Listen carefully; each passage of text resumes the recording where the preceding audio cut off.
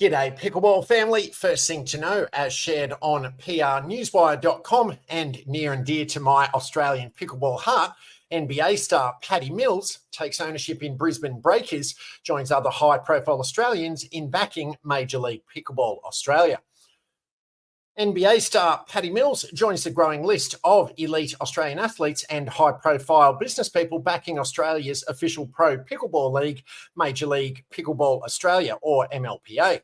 Patty Mills, point guard for the Atlanta Hawks, said this opportunity is not just an investment in a team, but in the future of the sport, the athletes who play it, and the community that supports it. I believe in the power of sport to inspire, unite, and create positive change, and I see the Brisbane Breakers as a pivotal part of this vision. Together, we aim to cultivate talent, foster a culture of excellence, and make a lasting impact both on and off the court. I am excited to embark on this journey and contribute to writing a new chapter in Australian sport. The Brisbane Breakers were overall champions from the 2023 season and under the leadership of captain Ludovica Siaki are one of Major League Pickleball Australia's top contenders in the current season. Anthony Laveris, president of Pacific Pickleball, commented, Patty Mills represents the best of a global Australia. Widely respected for his leadership and sports knowledge, Patty's involvement will rapidly bolster pickleball's growth. Adam Thompson, CEO of Pacific Pickleball, added, we are thrilled to partner with Paddy and the exceptional organisation behind him. He is a true Australian icon. Paddy joins Andrew Laveris's family office as the ownership group behind the Brisbane Breakers. Coming into its second year, Major League Pickleball Australia, the official professional pickleball league of Australia, boasts a prize pool of over 700,000 Australian dollars across 6 events in Australia, New Zealand and Asia. The league features 12 professional teams showcasing the top players in the region, complemented by international talents. The season kicked off in Sydney last weekend, seeing the Northern Crocs defeat the Southeast Asia Surge in the finals.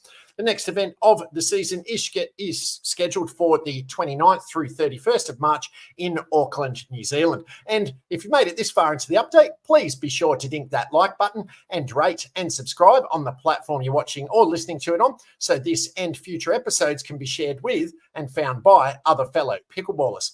Second thing to know, as also shared on prnewswire.com, tennis legend Andre Agassi named inaugural chair of Lifetime Pickleball and Tennis Board to guide future growth, programming and community. There is no slowdown in sight in the growth of pickleball and tennis at Lifetime, and the passion among those playing it is at an all-time high. With the goal of charting the company's future in these areas, Lifetime founder, chairman and CEO Bahram Akradi has named tennis legend and pickleball enthusiast Andre Agassi as the inaugural chair of Lifetime's newly formed pickleball and tennis board. Together with Akradi, who will serve as the board co-chair, Agassi will spearhead the company's efforts to elevate the profile, programming, leagues and community of tennis and pickleball, the fastest growing sport in America.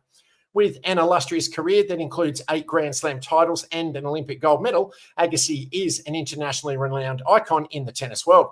His passion for the sport, combined with his commitment to promoting active lifestyles, aligns perfectly with Lifetime's missions to help people live healthier, happier lives. More recently, Agassi has nurtured a passion for pickleball, playing multiple times each week with a level of excitement that has since extended to investments in the sport and product design.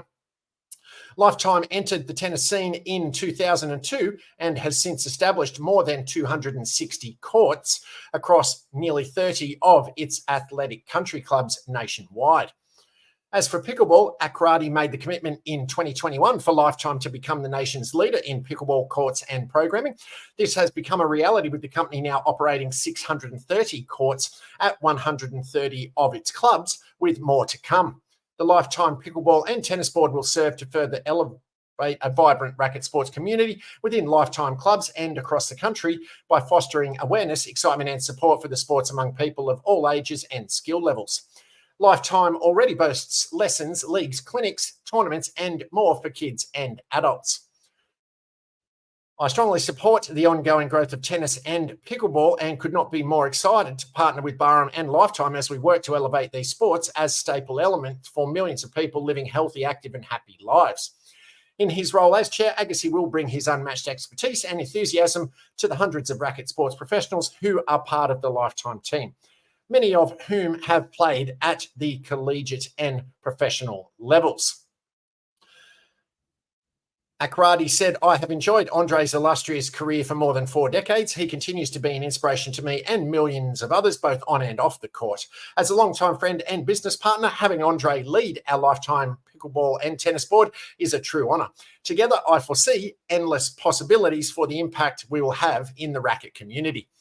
Third thing to know, as also shared on pickleball52.com, Pickleball England in governance battle with LTA. Pickleball England has gone public over its attempts to resist the Lawn Tennis Association, LTA, rival bid to become Pickleball's official UK governing body. Although Pickleball England has effectively run pickleball activity, including competitions, coaching and governance, since its inception in 2019, it is yet to be officially recognised as a sport by Sport England. Pickleball England submitted its full application to Sport England to become the official UK governing body in April last year. Pickleball England say Sport England asked them to meet with the LTA, which happened on 2 occasions in June and October. At the second meeting, the LTA made 3 proposals about the future governance. All options resulted in pickleball being under the LTA and proposed pickleball to be part of its Tennis Opened Up initiative, aimed at the inclusion of younger and older players. Pickleball England rejected this plan, stating that pickleball was a sport for all ages and, in any case, did not want to be a subcategory of tennis. The LTA instead submitted their own separate bid to become pickleball's governing body, and both bids are set to be reviewed by Sport England's board in late March. These undertakings have so far occurred behind closed doors, until Monday, Feb 26, when James Chowdhury, English singles champion and Pickleball England's strategy and development advisor, gave an interview to the Daily Telegraph to bring the battle to wider public attention. Pickleball is set to pick the brains of leading figures in British padel, a sport which was annexed by the LTA in 2019. Padel has exploded in popularity since, but the LTA's role in that growth is much debated, with nearly all of Padel's infrastructure being driven by huge private investment into clubs. The LTA's development of key elements such as Padel coaching qualifications and junior programs has been criticised, although those inside the organisation charged with driving Padel's growth cite the difficulties of developing a sports infrastructure pretty much from scratch. As reported by Pickleball 52 previously, Pickleball England expects the number of players in the country to rise to around 25,000 by the end of this year. It has run 3 years' worth of hugely successful English Open and English Nationals events and is launching its own certified coaching qualifications very soon. Pickleball England chair Karen Mitchell told us, I am hopeful that Sport England understands the importance of allowing a nascent sport to be developed by a dedicated body that has demonstrated that it can drive the growth of the sport. Forcing a sport under a governing body that has multiple sports already means that it will be competing internally for resources and exposure. In response, an LTA spokesperson issued a statement saying pickleball is an exciting sport with a large potential crossover audience amongst tennis players. We believe that the LTA's relationship with over 15,000 registered venues and 1.5 million tennis fans on our database and an existing infrastructure around coaching, safeguarding, facility investment and workforce could be hugely beneficial to pickleball and help it to grow and flourish. We were open to collaborating with Pickleball England on any application to Sport England for national governing body status and approached them to explore this, but ultimately they chose to put in a separate application. Paddles up.